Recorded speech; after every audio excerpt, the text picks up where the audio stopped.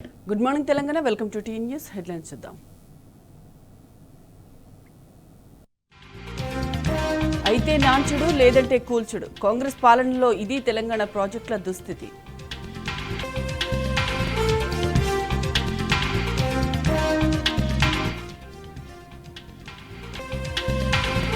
ఇది కాలం తెచ్చిన కరువు కాదు, కాంగ్రెస్ తెచ్చిన కరువు. 48 గంటల్లో నీళ్లు ఇవ్వకుంటే ధర్నా చేస్తానని కేటీఆర్ హెచ్చరిక.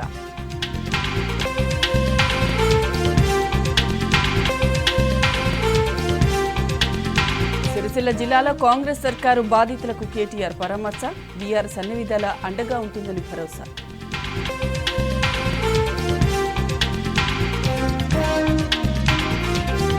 రేవంత్కు చేతనైతే చంద్రబాబుపై యుద్ధం ప్రకటించాలి, కృష్ణా జిల్లాలో రాష్ట్ర ప్రయోజనాలను కాపాడాలన్న హరీష్ రావు.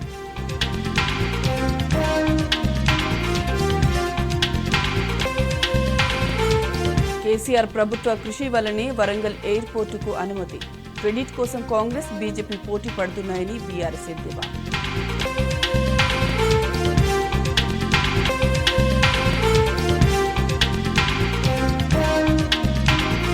జీఎస్టీ రాబడిలో అత్యల్ప వృద్ధి రేటు నమోదు, 1%తో దేశంలోనే చివరి నిలిచిన తెలంగాణ.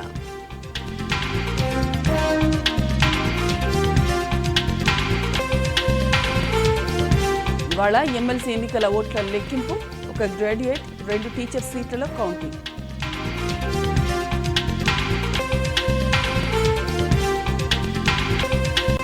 ఛాంపియన్స్ ట్రోఫీ చివరి లీగ్లో టీమిండియా గ్రాండ్ విక్టరీ, న్యూజిలాండ్పై 44 పరుగుల తేడాతో ఘన విజయం.